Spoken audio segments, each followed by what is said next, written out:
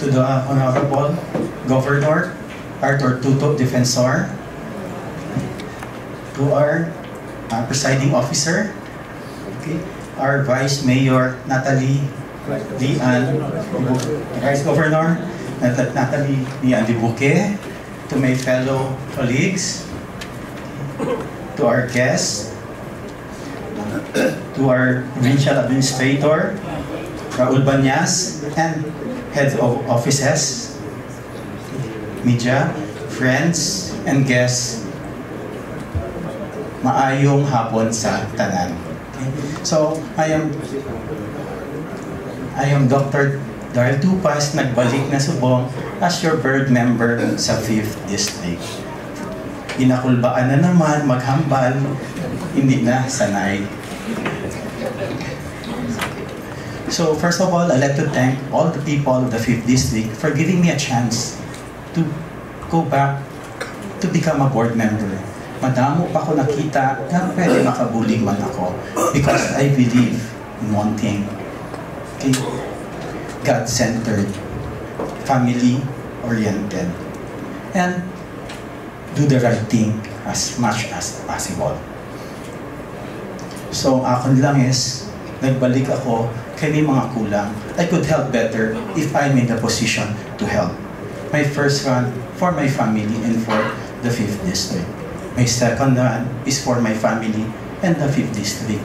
And my third run is to God, to myself, and to the 5th District. With that in mind, tinguwaon ko gid nga makahimo kag makabulig. The first time I remember, my first 3 terms here, hindi man kita ako kabalo na isahan man ako sang isa ko ka-colleague. And right now, he's not here, pero ang bata niya.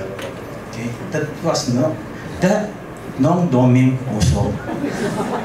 I vividly remember, Doc, hindi kita maglakad sa membership if wala taga 5th District. What happened is, I have 13 membership, 2 vice chairmanship, and 2 chairmanship. Adlaw-adlaw, away ako diri sa Kapitolyo. And I'm from the 5th District.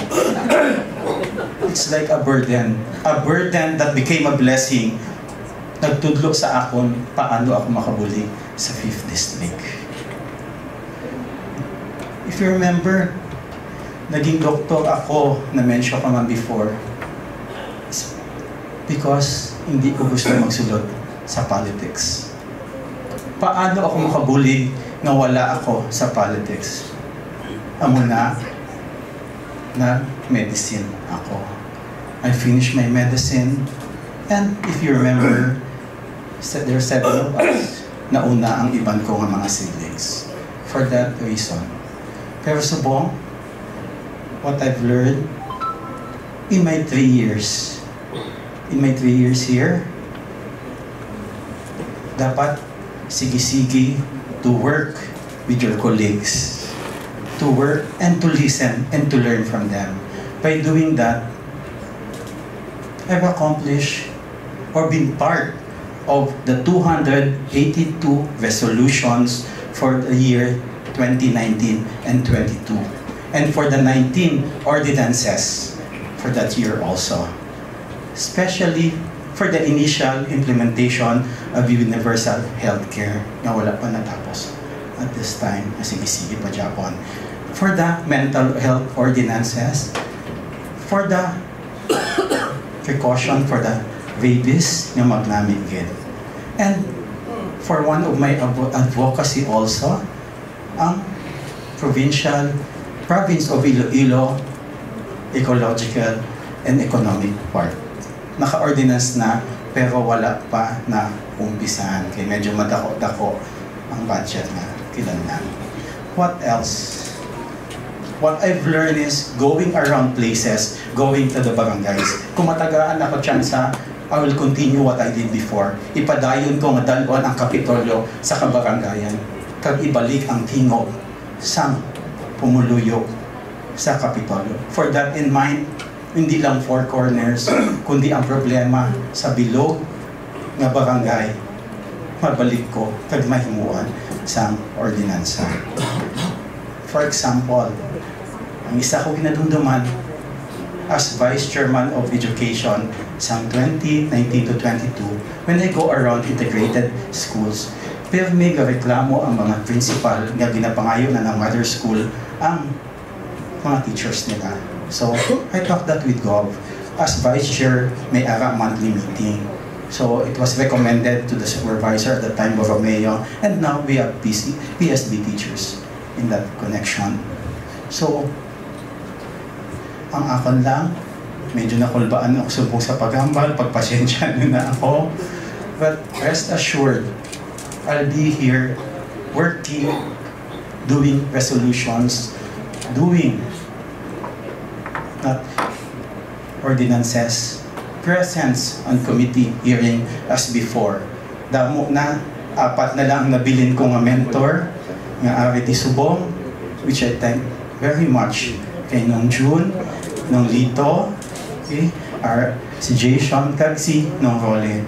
But after that, may nagdugang naman nga damo. Okay? Kung sang una, gamay lang ang mga babae, subong mas nagdamo na ang roses. And not only that, kung sang una, may ara na nga may edad-edad, ari na subong ang mas bata na board member uso.